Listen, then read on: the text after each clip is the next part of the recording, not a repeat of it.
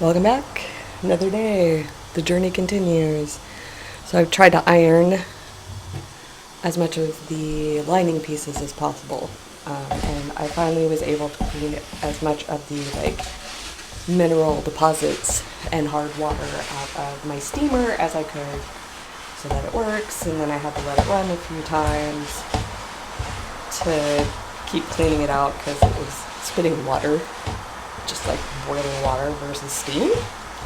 But thankfully I got it to work. Problem is that I can only do so much at a time because she's a baby. She's a baby steamer.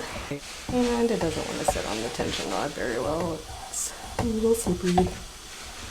That's okay. So I'm going to steam as much as I can. I'm not talented enough to talk and do this at the same time, obviously. Okay. Steam as much as I can, then I'm going to iron it. Anyway, that's where we're at the moment. Okay, so ironing has commenced. I hate ironing. I hate it. I find it so tedious. But I guess it's necessary. But I thought I would take this moment to have a brief chat about my favorite tea.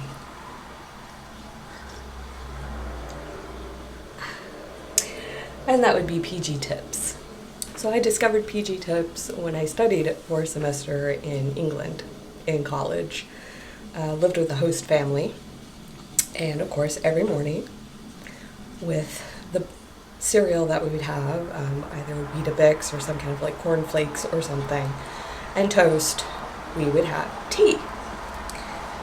And the tea that they used was PG Tips. The thing about tea is I always enjoyed it. Now then, I'm from the South, so being a Southern woman, I grew up on iced sweet tea, not really drinking hot tea. But as I got older, I started to discover the experience of having afternoon tea and everything. And so by the time I went to England, I was all excited to be able to experience tea culture. British tea culture.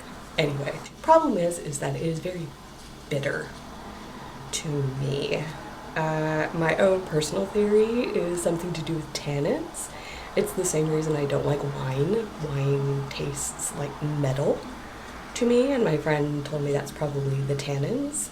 But I can drink a very sweet wine because the sugar cuts through that metallic taste. So I found the same has always been true with black tea, or any tea really. It's very hard for me to drink it on its own. I usually have to put some kind of sugar in it or honey or something to cut through that metallic taste. But not PG Tips. I found that all I needed was it brewed for a certain amount of time, a little milk, which nowadays for me is of a plant variety.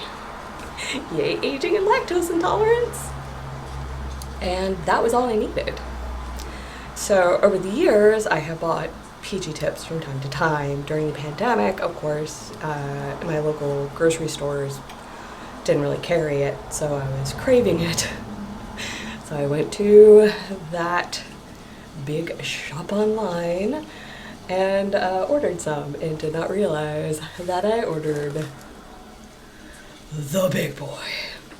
Look at the size of this box. I did not pay attention to the fact that this was 240 bags. A brief chat about my favorite tea as a little break here in the monotony that is ironing.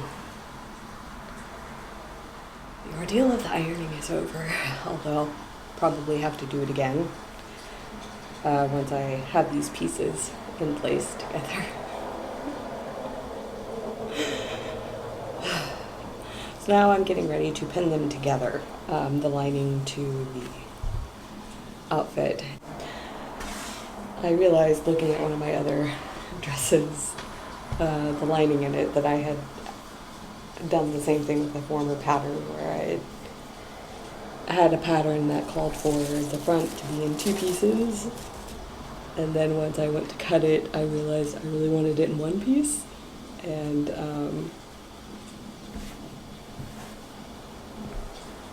so then on the regular fabric, I cut it in one piece instead of two.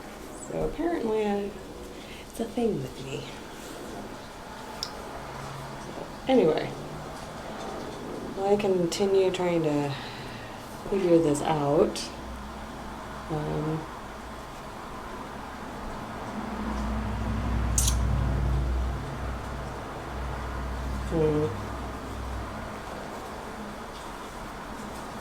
Should this piece go on this side? I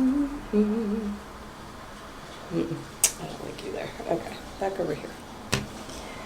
Here, back over here. Okay. Pinning, and then marking, and then hopefully next step, sewing. So I've got my lining attached to the outer fabric, and so now what I'm going to do is do a very simple, just really loose stitch on these to stitch the lining to the outer fabric. And I'm using this kind of maroony red thread. I think you might be able to see it. I mean, I can see it pretty clearly, but I don't know how the camera's picking it up. But I'm using a thread that is going to show up against the black or the lining, so that when I sew the pieces together with my sewing machine, I can see where this was used just to hold the pieces together, and can take something like a seam ripper and rip it out. Because you only really want the actual stitching that's holding the pieces together to show. Well, hopefully it doesn't show. I have in the past used the same color thread as the fabric. And so then when I went to sew it together and I went to take this piece out for the lining, I wound up cutting the wrong thread, and I cut the thread that was holding it all together. So I have learned my lesson. Use a different color thread. Okay, so last night I attached all the top pieces minus the sleeves to each other, and now I am working on the skirt.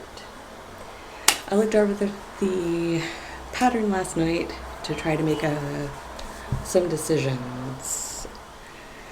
I have decided to mix two of the pieces for the skirt.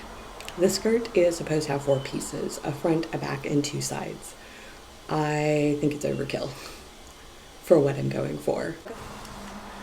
So what I've done is pulled one of my other Regency style dresses that I've made out to look inside of it. This one I didn't make for any particular reason other than I just wanted another Regency style dress.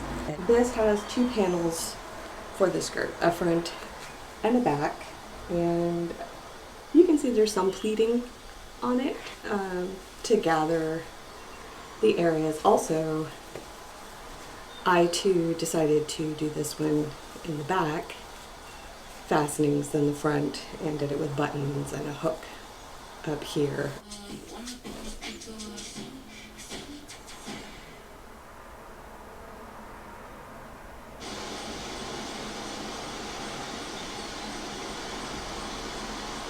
Anyway, the other decision I made about the skirt was happy accident. This lining's a little bit longer than this material, so I'm going to use this for the skirt front, because basically the 2 pieces I cut out for skirt front and skirt back are exactly the same size, so it doesn't really matter. So this I'm going to make skirt front because this piece is longer. That means when I attach this to the front bodice part, I can then join the lining on the inside in a way that I can hide the raw edges here. So you can see where when I made this dress, all the raw edges you can see on the inside. Same to you. I want to be able to instead hide these, right? So it would be more like all one piece hidden on the inside. Yeah, so that's where we're at. Sewing machine is out. And I've done the first little bit of stitching, which is to do across the top of the bodice here, to do a little stitching so that I can fold it over to create where this is going to be the top edge. I don't know what the technical term is. So I've done that stitch, and now I'm just using that as my guide for where to fold it over. So that stitching is along the top, and that way, hopefully, that will give me the straight top edge that I would need. I guess, I don't know, can you see? There's still the rough edge, and that's where I'm pinning it. And then I sew that down. And then I have to decide what to do next. My hope for today is that I get the bodice front attached to the skirt front, at least. And then I can see what that's going to look like, so that I can then go from there as far as attaching the back pieces and then attaching the skirt back. And I also may or may not have the Untamed playing in the background for inspiration. So spoiler alerts, we are at the part where Wei Xian has gone to save Wen Qing and Wen Ning, and Lan Wangji is letting them pass.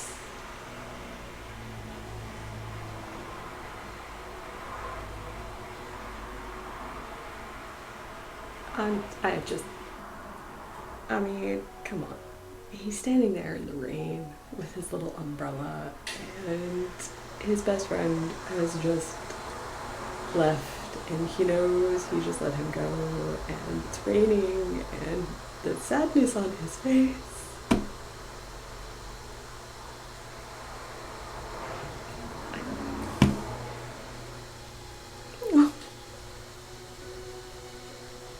Oh, she needs a hug.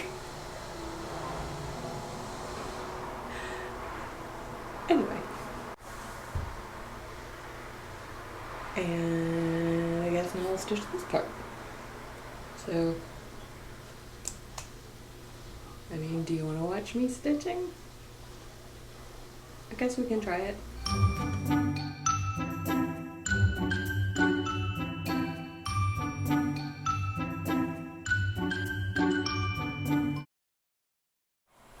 Okay, so got it done. Hopefully I did it correctly. We shall see.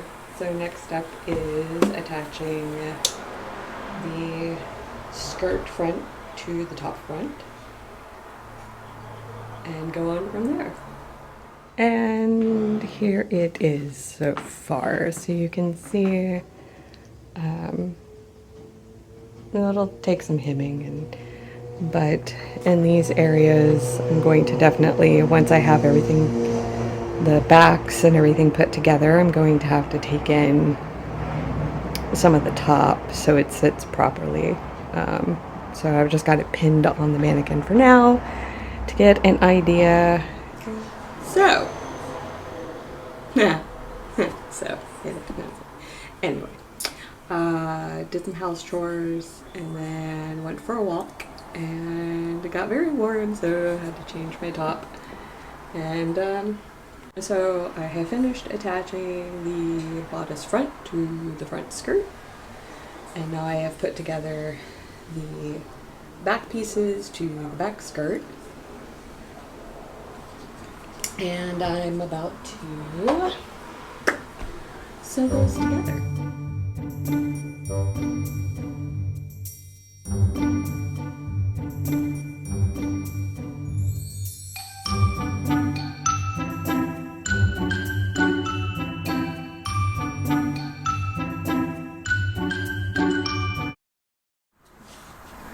Okay, so now that we have the bodice front attached to the front skirt and the bodice back attached to the back skirt, it is time to attach the skirts and the sides and all that good fun stuff.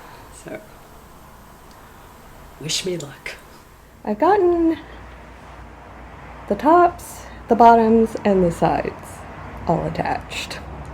So this is where we're at as far as that goes. There is obviously some things I'm gonna have to do here for sizing, and I gotta figure out where the shoulders should hit in the back. But yeah, so far so good. Part of the pattern was the right size, the other part was too big, obviously, but that's okay. That's what darts are for. Anyway, it's almost 7 o'clock and I am stick a fork in me, done for the day. I think I've made some good progress this weekend, very pleased with that. And yeah, until next time.